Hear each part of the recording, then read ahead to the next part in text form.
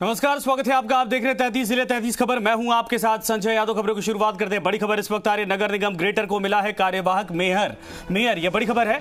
शील धाबाई को बनाया गया है कार्यवाहक महापौर। डॉक्टर सौम्या के निलंबन के बाद धाबाई को दिया गया चार्ज। भाजपा के शील धाबाई को बनाया गया कार्यवाहक महापौर। यह बड़ी खबर इस वक्त आ रही है नगर निगम ग्रेटर को लेकर, जहां पर कार्यवाहक मेयर शील धाबाई को बनाया गया है और महापौर डॉक्टर सौम्या गुर्जर के निलंबन के बाद धाबाई को चार्ज दिया गया है। भाजपा के शील धाबाई को नया कार्यवाहक महापौर चुना गया है। यह बड़ी खबर इस वक्त आ रही है। आपको एक तरफ हम आपको तस्वीरें भी शील धाबाई के इस वक्त दिखा रहे हैं, एक तरफ डॉक्टर सौम्या गुर्जर जिनको निलंबित कर दिया गया है कमिश्नर से। एक तरह से अभद्र व्यवहार के चलते 3 पार्षद भी हैं और मेयर भी हैं। उसके बाद कार्यवाहक मेयर की नियुक्ति की गई है, जिनमें शील धाबाई, जो कि आपको याद होगा जब चुनाव हो रहा था मेयर का, उस दौरान भी इनका नाम उछला था और इन्होंने भी दावा ठोका था। लेकिन उसके बाद धीरे धीरे दावेदारी कमजोर हो गई थी और डॉक्टर सौम्या गुर्जर मेयर बन गई थी। लेकिन अब कार्यवाहक मेयर के तौर पर शील धाबाई को फिलहाल इस वक्त मौका मिल गया है, कार्यवाहक इंचार्ज बना दी गई है। तो ये बड़ी खबर इस वक्त आ रही है। आपको बता दें कि नगर निगम ग्रेटर को मिला है कार्यवाहक मेयर। शील धाबाई को बनाया गया कार्यवाहक महापौर। डॉक्टर सौम्या के निलंबन के बाद धाबाई को चार्ज दिया गया है। भाजपा की शील धाबाई को कार्यवाहक महापौर नियुक्त कर दिया गया है। यह बड़ी खबर इस वक्त आ रही है।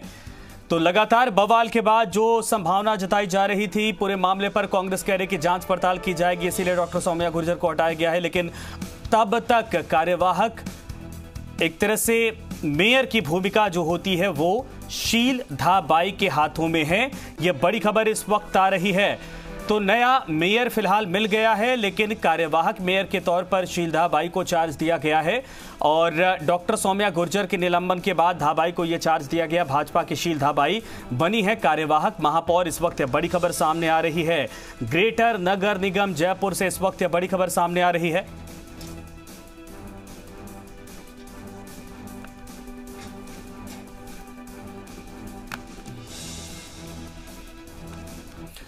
बढ़ते आगे, जयपुर ग्रेटर नगर निगम महापौर सौम्या गुर्जर सहित 3 अन्य पार्षदों के निलंबन का मामला सियासी तूल पकड़ता जा रहा है। इस पूरे प्रकरण के बाद भारतीय जनता पार्टी आक्रामक मोड में आ गई है। जयपुर शहर के दोनों नगर निगमों के 250 वार्डों में भाजपा कार्यकर्ताओं ने कोरोना प्रोटोकॉल की पालना के साथ राज्य सरकार के इस फैसले का विरोध जताया। इससे पहले भारतीय जनता पार्टी ने प्रदेश कार्यालय के बाहर प्रदर्शन कर कार्यक्रम तय किया था, लेकिन बाद में मंगलवार को मंडल स्तर पर प्रस्तावित प्रदर्शन को देखते हुए टाल दिया गया। इसके बाद जयपुर शहर में मंडल और वार्ड स्तर पर प्रदर्शन करने का फैसला हुआ। विरोध प्रदर्शन कर रहे भाजपा कार्यकर्ताओं से हमारे सहयोगी संवाददाता विष्णु शर्मा ने बातचीत की। जयपुर ग्रेटर निगम महापौर सौम्या गुर्जर और 3 पार्षदों के निलंबन के बाद सियासत गर्मा गई है। भाजपा इस मामले को लेकर जहां कल पूरे प्रदेश स्तर पर प्रदर्शन करेगी, वहीं आज जयपुर में मंडल स्तर पर प्रदर्शन शुरू किए गए हैं। मंडल स्तर पर भाजपा कार्यकर्ताओं की ओर से प्रदर्शन किए जा रहे हैं। राज्य सरकार के खिलाफ नारेबाजी करके आक्रोश व्यक्त कर रहे हैं।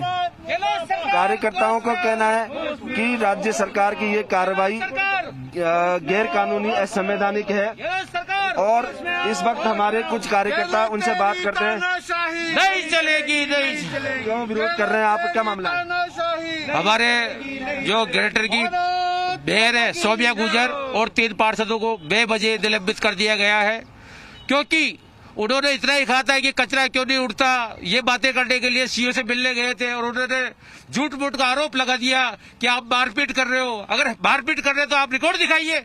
बिना रिकॉर्ड के आप ऐसे ही तानाशाही कर रखी है गहलोत सरकार ने। अब आपका अगला आंदोलन, अगला कदम क्या रहेगा? अगर मान लो सरकार नहीं लेती तो क्या रहेगा आंदोलन? अभी तक ये शांति प्रदर्शन है। गहलोत सरकार चेत जाए तो ज्यादा ठीक रहेगा, नहीं तो हम उग्र प्रदर्शन भी करेंगे। बिल्कुल, भाजपा कार्यकर्ताओं का कहना है कि सरकार की कार्रवाई असंवैधानिक है और सरकार अगर इस कार्रवाई रवैये को वापस नहीं लेती है तो हम उग्र प्रदर्शन के लिए भी तैयार हैं। कैमरामैन संजय के साथ विष्णु शर्मा, जी मीडिया, जयपुर। जयपुर के वार्ड नंबर 9 के पार्षद रजत बिश्नोई ने भी सरकार के खिलाफ विरोध प्रदर्शन किया है। रजत बिश्नोई ने सरकार पर आरोप लगाते हुए कहा कि एक ओर तो सरकार महिला शक्ति एवं सशक्तिकरण की बात करती है, दूसरी ओर बिना किसी आरोप के मेयर को निलंबित कर दिया जाता है। मेयर सौम्या गुर्जर को सरकार के सामने अपना पक्ष भी नहीं रखने दिया गया।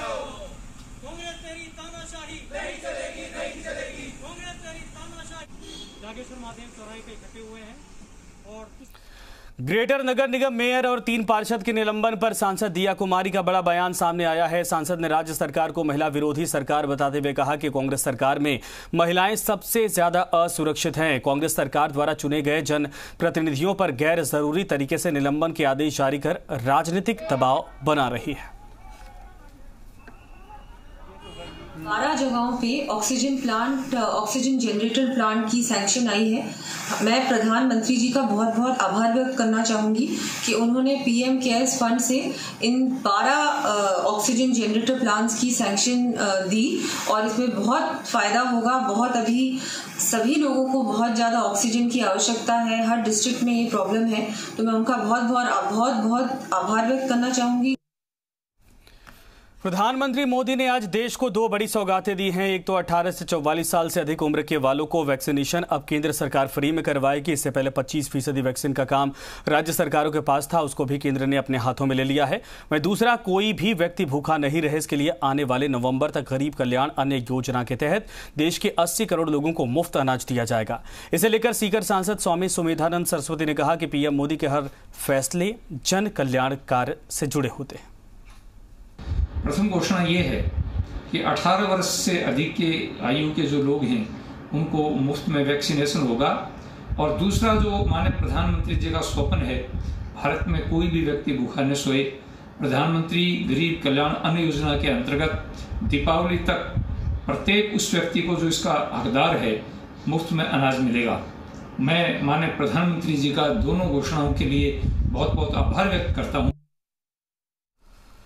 बीजेपी प्रदेश प्रवक्ता अजमेर दक्षिण से विधायक अनीता भदेल ने केंद्र सरकार द्वारा 18+ लोगों के लिए वैक्सीनेशन फ्री करने पर मुख्यमंत्री से आग्रह किया कि वो विधायक कोष से दिए गए फंड और भामाशाह से लिए गए रुपयों से विकास कार्य करवाएं, जिससे कि आम जनता को राहत मिल सके। विधायक अनीता भदेल आज कलेक्ट्रेट पहुंची थी और जिला कलेक्टर से विभिन्न विषयों को लेकर चर्चा की। इस दौरान उन्होंने मीडिया से बातचीत करते हुए बताया कि नरेंद्र मोदी सरकार द्वारा 18+ व्यक्तियों के लिए वैक्सीनेशन फ्री कर दी है, लेकिन इससे पहले प्रदेश के मुख्यमंत्री द्वारा भामाशाह, विभिन्न संगठन और विधायकों से अपील करते हुए मुख्यमंत्री राहत कोष में रुपए जमा करवाने की मांग की गई थी, जिसके बाद विधायकों द्वारा भी 3 करोड़ रुपए वैक्सीनेशन के लिए दिए गए। लेकिन अब जब सरकार ने 18+ वैक्सीनेशन को निःशुल्क कर दिया है, तो ऐसे में विधायक कोष के रुपयों से विकास कार्य करवाने चाहिए, जिससे कि आम जन को राहत मिल सके।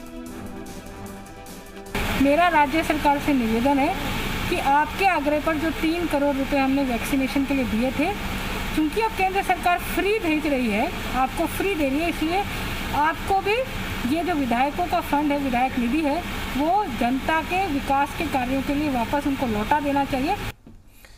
ग्रामीण क्षेत्रों में स्वास्थ्य इंफ्रास्ट्रक्चर सुधारने के लिए लोकसभा अध्यक्ष बिरला ने बड़ी पहल की है। इसे लेकर लोकसभा अध्यक्ष ओम बिरला ने केंद्रीय स्किल डेवलपमेंट मंत्रालय के अधिकारियों को निर्देशित किया है, ग्रामीण क्षेत्रों में स्वास्थ्य कार्यकर्ता तैयार करने की योजना पर काम करें और इसके लिए डिजाइन एक विशेष चिकित्सा कोर्स भी तैयार किया जाए, जिसके जरिए वो ऑक्सीजन कॉन्सेंट्रेटर चलाना और ऑक्सीजन रेगुलेट करना सीख सके। बिरला ने कहा कि युवाओं को बीपी, ऑक्सीजन नापना, शुगर चेक करने जैसी जांचों का भी प्रशिक्षण दिया जाए, जिससे किसी भी आपातकालीन स्थिति में स्वास्थ्य कार्यकर्ता सहयोगी बन सके।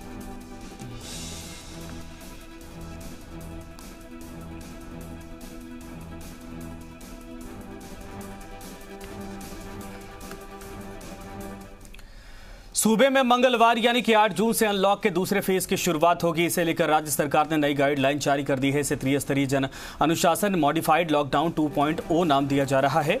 राज्य में आगामी आदेशों तक शुक्रवार शाम 5 बजे से सोमवार सुबह 5 बजे तक जन अनुशासन वीकेंड कर्फ्यू रहेगा। इन दिनों के अतिरिक्त सप्ताह के अन्य दिनों में प्रतिदिन शाम 5 बजे से अगले दिन प्रातः 5 बजे तक जन अनुशासन कर्फ्यू रहेगा। प्रदेश में 10 जून 2021 से रोडवेज और निजी बसों का संचालन किया जाएगा, लेकिन शहर के भीतर सिटी बस और मिनी बस का संचालन नहीं किया जाएगा। वहीं निजी वाहनों से आवागमन सोमवार से शुक्रवार सुबह 5 बजे से शाम 5 बजे तक इजाजत इनकी होगी। राज्य के बाहर से आने जाने वाले यात्रियों को राजस्थान में आगमन के पूर्व यात्रा प्रारंभ करने के 72 घंटे के अंदर करवाई गई RT-PCR नेगेटिव जांच रिपोर्ट प्रस्तुत करनी जरूरी है। राज्य के बाहर से आने वाले यात्रियों द्वारा राजस्थान में प्रवेश के 28 दिन पूर्व वैक्सीन की दोनों डोज लगवा लेनी होगी। उन्हें राजस्थान में आने से पूर्व RT-PCR नेगेटिव जांच साथ में लेकर आनी होगी।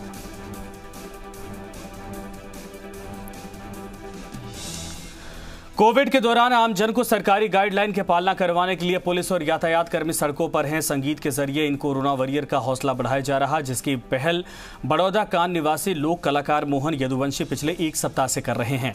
मोहन यदुवंशी और उनकी टीम ने शहर के नकली सर्किल पर मौजूद करीब आधा दर्जन पुलिसकर्मियों और यातायात कर्मचारियों का माला पहनाकर स्वागत किया और चौराहे पर संगीत के जरिए लोगों को कोरोना गाइडलाइन पालना के लिए अपील भी की है।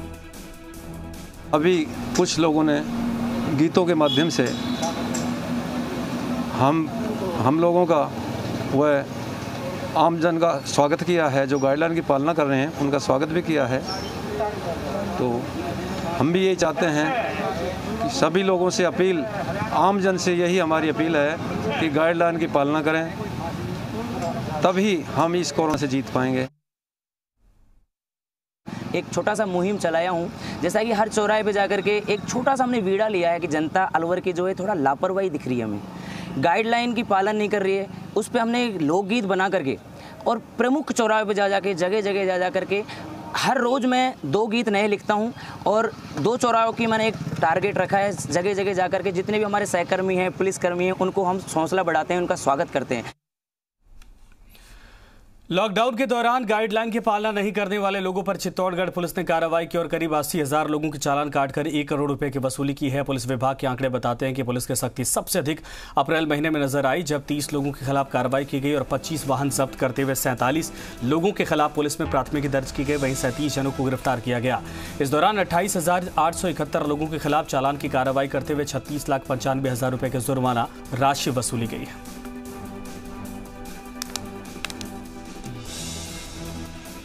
भयंकर वेव आने के बावजूद भी जो परहेज नहीं करते बाहर निकलने से, उनका मकसद ही ये होता है कि किसी तरह से जो भी उनके ऊपर नियमितताएं बताई गई हैं उसको किसी तरह से तोड़ सकें। ऐसे लोगों के विरुद्ध कार्रवाई करनी पड़ी है।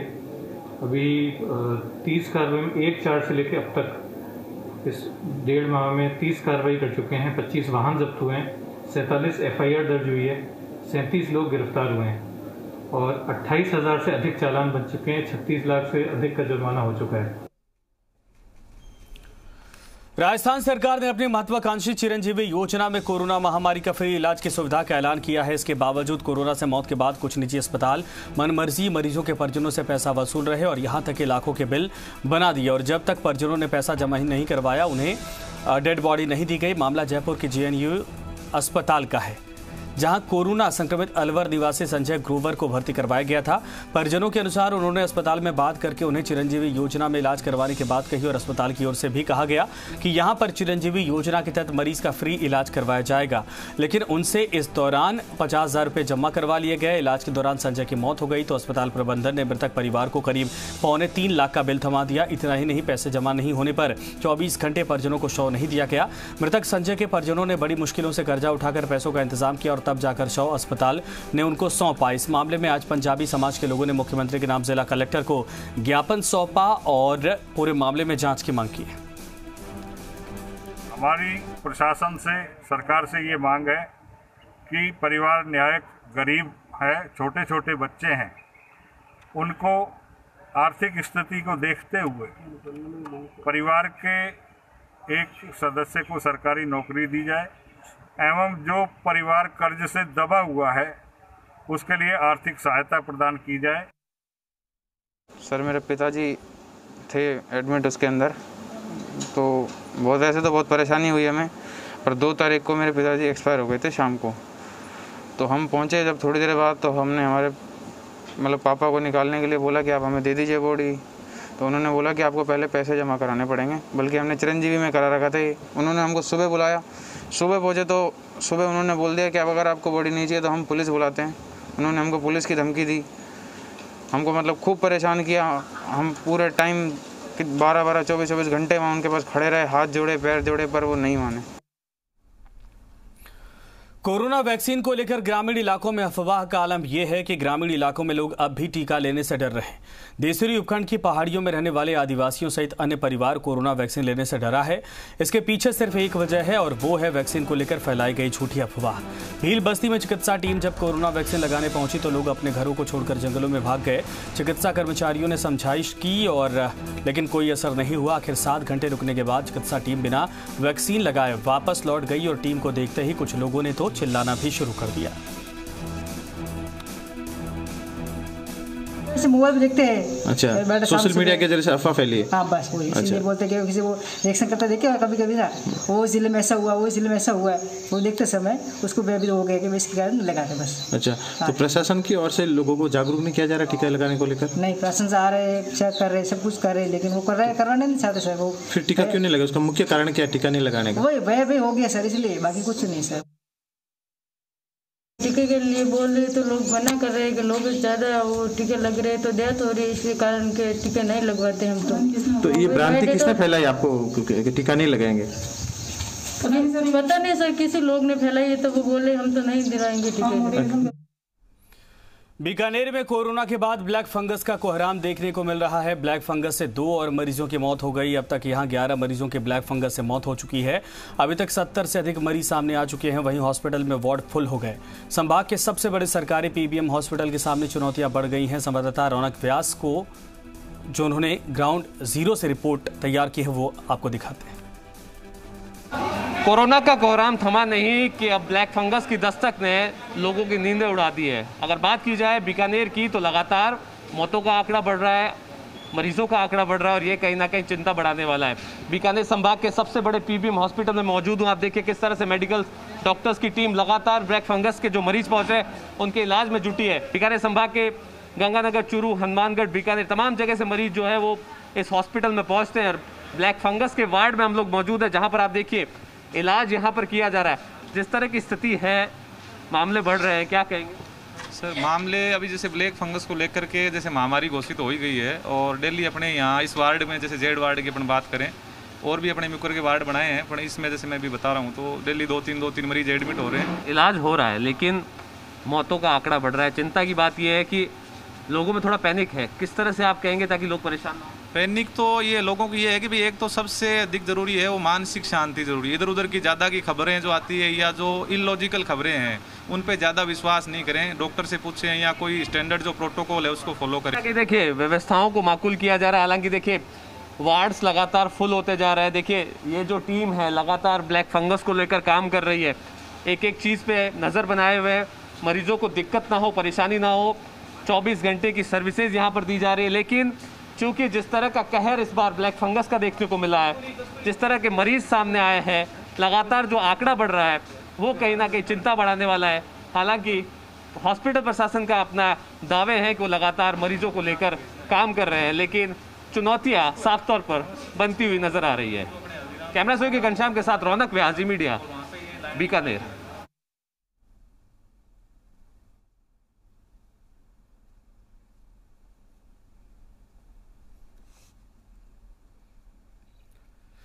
झुंझुनू में बाजार पूरे 50 दिन बाद कल से अनलॉक होंगे। पिछले सप्ताह पूरा प्रदेश अनलॉक हो गया था, लेकिन झुंझुनू जिले की कोरोना पॉजिटिविटी रिपोर्ट 10% से अधिक होने के कारण बाजारों को खोलने की अनुमति नहीं थी। लेकिन अब ये पॉजिटिविटी रेट 5% के आसपास आ गई है, जिसके बाद जिला कलेक्टर यूडी खान ने बाजारों को खोलने की अनुमति दे दी है।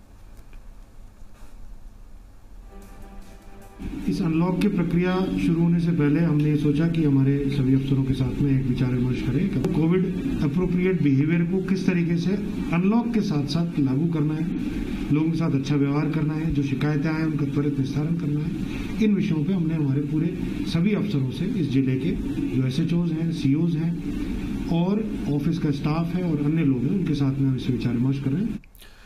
लॉकडाउन की पाबंदियां हटने के बाद रोडवेज मुख्यालय भवन सहित डिपो कार्यालय आज से खुल गए हैं। हालांकि अभी बसों को संचालन इनका शुरू नहीं हुआ, लेकिन अनलॉक 2 की नई गाइडलाइन में रोडवेज संचालन की उम्मीद भी की जा रही है। ऐसे में क्या रोडवेज प्रशासन बसों के संचालन के लिए तैयार है, ये बता रहे हैं राजस्थान रोडवेज के CMD राजेश्वर सिंह।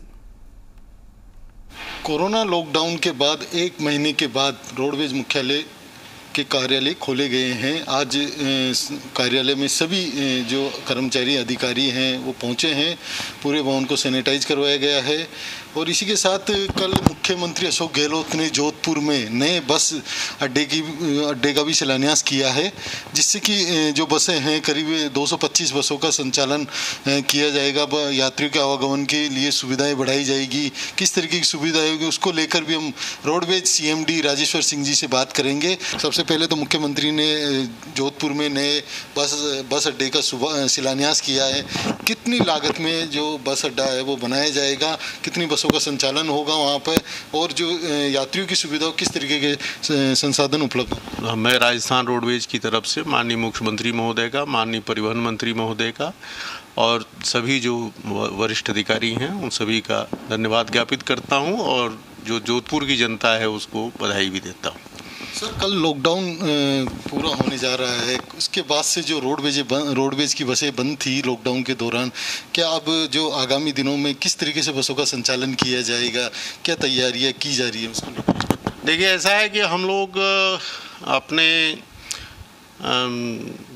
बसें पूरी क्षमता से संचालित हों तो सबसे पहले तो सरकार एक अनलॉकडाउन का ऑर्डर जारी करे और हम ये चाहेंगे कि जो बसेज हैं वो सही हालत में हों। ड्राइवर कंडक्टर को जो है वो सन्नद्ध किया जाए ताकि अगर अनलॉकडाउन का ऑर्डर होता है और उसमें सार्वजनिक बस परिवहन को अलाउ किया जाता है तो हम जो है बसों का परिवहन प्रारंभ कर पाएँ। तो यानी कह सकते हैं कि सरकार की ओर से अनलॉकडाउन का जैसे आदेश होते रहा, इसके बाद यदि जो सरकारी बसें हैं, रोडवेज बसों के संचालन के आदेश होते हैं, उसको लेकर रोडवेज पूरी तरीके से तैयार है। बसों को मेंटेनेंस वगैरह सारा किया जा रहा है ताकि जैसे ही सरकार के आदेश आते हैं तो उन बसों को संचालित किया जाए। दामोदर प्रसाद, जी मीडिया, जयपुर। राजसमंद में नाथद्वारा के गोवर्धन राजकीय हॉस्पिटल में DVL ग्रुप द्वारा नगरपालिका प्रतिपक्ष नेता प्रदीप काबरा के सानिध्य के साथ घनश्याम काबरा, पीयूष पालीवाल, ईश्वर पालीवाल के सहयोग और मौजूदगी में 2 लाख की ECG मशीन और 2 मॉनिटर भेंट किए गए। इस मौके पर PMO डॉक्टर कैलाश भारद्वाज और डॉक्टर BL जाट ने भामाशाह का धन्यवाद और आभार प्रकट किया। इससे अस्पताल में आमजन को काफी राहत मिलेगी। इस दौरान physician doctor Satish Chaudhary, doctor Anil Shah और अनिल सनाडे और स्टाफ मौजूद था।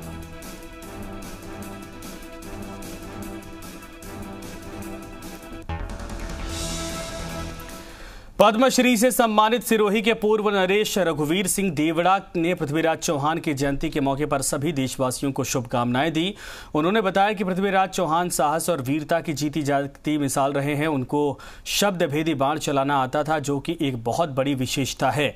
इसके अलावा वो अनेक कलाओं में पारंगत थे। उन्होंने अनेक बार मुगल शासक मोहम्मद गौरी को परास्त किया और उनके बाद अनेक बार उसको माफ भी किया। सिरोही के पूर्व नरेश रघुवीर सिंह ने बताया कि वो पृथ्वीराज चौहान के वंशज हैं। कि जो महापुरुष बनने जाता है उनके कभी कभी भाग्य में लिखा होता है अल्पायु। What is the meaning of अल्पायु? 32 साल क्रॉस नहीं कर सकता है, वो कर लिया तो मध्यम आयु हो गया। अल्पायु जिसके आदि शंकराचार्य के अल्पायु, सिकंदर महान के अल्पायु, पृथ्वीराज चौहान के, जितने महापुरुष हुए सबके अल्पायु। मीन 32 साल क्रॉस नहीं कर सकते। सीबा परिवार अलवर द्वारा ऑनलाइन कॉन्टेस्ट आयोजित किया गया है, जिसमें लॉकडाउन की नीरसता को कम करने के लिए प्रदेश के प्रतिभाओं के लिए पेंटिंग, मेहंदी और सिंगिंग, डांसिंग, इंस्ट्रूमेंट प्ले, करतबबाजी जैसी कई प्रतियोगिता हुई है। सीबा मसाला के निदेशक शशांक झालानी ने बताया कि इस प्रतियोगिता में तकरीबन 14,000 एंट्रीज प्राप्त हुई हैं। सभी प्रतिभागियों का हुनर और क्रिएटिविटी देखने को मिली है। जहां पर हर जगह नकारात्मक माहौल बना हुआ है, वहां इस प्रयास ने एक सकारात्मक ऊर्जा का संचार किया है। इस कॉन्टेस्ट में भाग लेने वाले सभी प्रतिभागियों का कहना था कि इस समय कठिनाइयों से भरा जीवन है, जिसको सीबा के द्वारा किए गए कॉन्टेस्ट से उत्साह में बिताया गया। इस कॉन्टेस्ट की खास बात ये थी कि इसमें कोई भी वर्ग, कोई भी उम्र और कोई भी हुनर को हमारे साथ साझा कर सकता था। 2 साल के बच्चे से लेकर 80 वर्ष तक के कलाकारों ने अपना हुनर साझा किया और 3 मई को दोपहर 12 बजे बॉलीवुड सुपरस्टार विवेक ओबेरॉय द्वारा इसके परिणाम घोषित किए गए, जिसमें प्रथम विजेता वर्षा सैनी, दूसरे पुरस्कार के विजेता प्रियंका कुमावत और तीसरे विनर गिरिराज बरेला बने। चौथे पुरस्कार के लिए 11 लोगों को चुना गया। और इसी के साथ फिलहाल इस बुलेटिन में